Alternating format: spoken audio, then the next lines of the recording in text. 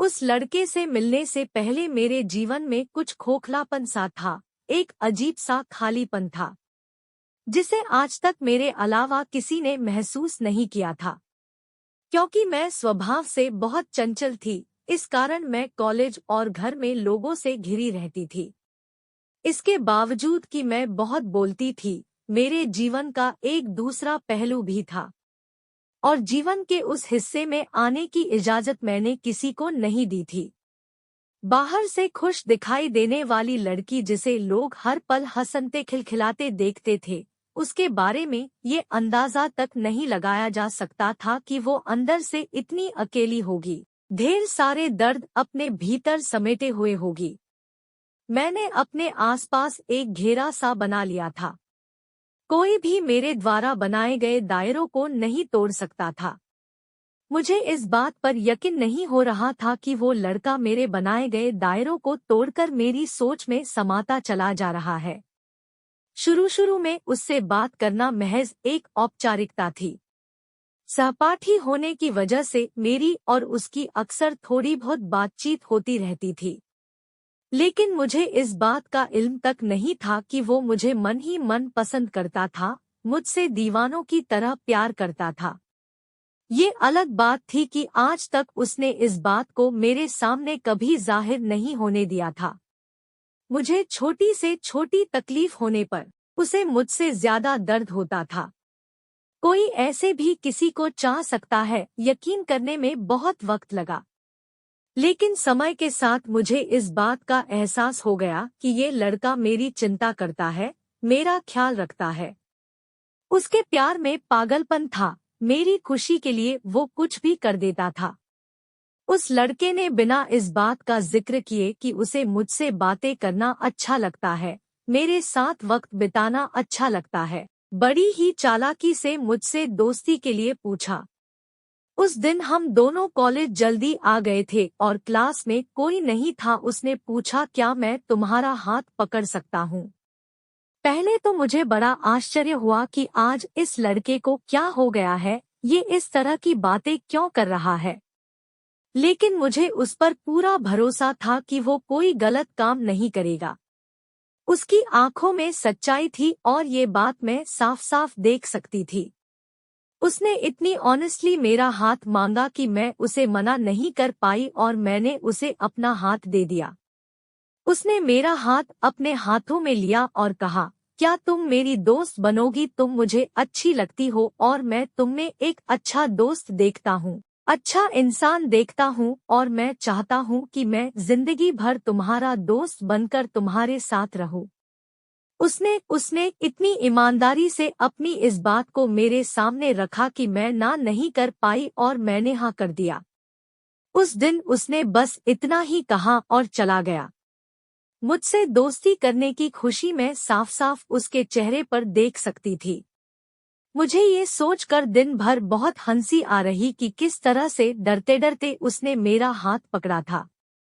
मैं अच्छी तरह से उसकी कांपती हाथों को महसूस कर सकती थी और पूरे दिन उस वाक्य को याद करके मुझे हंसी आ रही थी। मैं अकेले में भी बिना बात के हंसे जा रही थी। मेरे आसपास रहने वाले लोग ये देखकर समझ गए थे कि जरूर कोई बात है। अब हम दोनों दोस्त बन गए थे और उसने किसी भी वक्त फोन पर बात करने की इजाजत मांग ली थी। अब उससे बात करना मुझे भी अच्छा लगने लगा था। मेरे अंदर क्या चल रहा था मुझे समझ में नहीं आ रहा था। क्यों मैं उसके फोन का इंतजार करने लगी थी? क्यों मैं उसकी ओर खिंची चली जा रही थी? शायद उससे अपनी बातें शेयर करना मुझे अच्छा लगने लगा था। जब भी मैं उदास होती, किसी को पता चले ना चले उसे पता चल जाता था और वह मेरी उदासी को दूर करने का हर संभव प्रयास करता था। एक दिन उसने मुझसे आई लव यू कहा। मुझे वक्त लगा, लेकिन मैंने भी अपने प्यार का इजहार कर दिया। मेरे हर जन्मदिन पर मुझसे ज्यादा खुश होना, मेरे ऊपर हजारों रुपए मना करने के बावजूद खर्च कर देना, वो दीवाना था मेरा। उसने भी मुझे अपना दीवाना बना लिया था। बाइक पर अक्सर घूमने निकल जाना, कॉलेज बंक करके फिल्म देखने जाना, ये सब हमें अच्छा लगने लगा था। उसकी पूरी दुनिया बन गई थी। मैं मेरी पूजा करता था, वो मेरे लिए किसी से पंगा लेने से पहले बिल्कुल नहीं सोचता था। वो दिन तेजी से बीतने लगे, हम दोनों दुनिया को भूल चुके थे।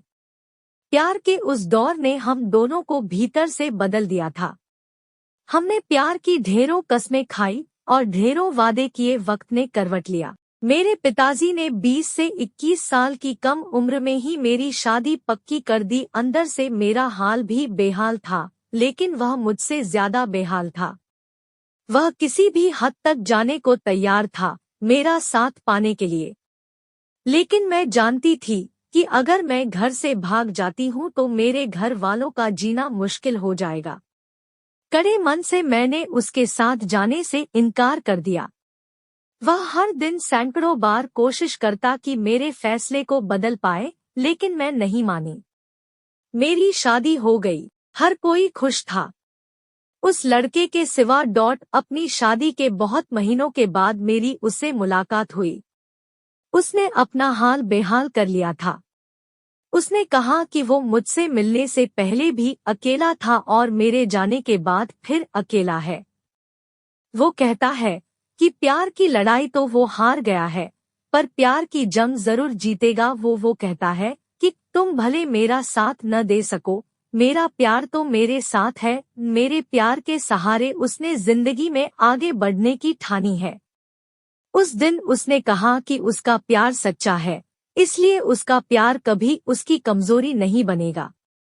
मुझे अपनी गलती का एहसास है, क्योंकि मेरा प्यार मुझे ज्यादा दुखी है। मैंने उसकी जिंदगी को बर्बाद कर दिया है।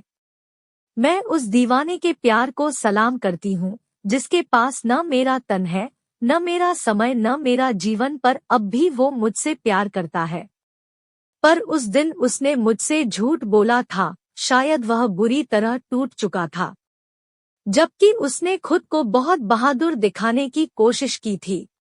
वह लोगों से दूर होता चला गया था और लोग उससे दूर होते चले गए थे। बुरे लोगों से दोस्ती कर ली थी उसने।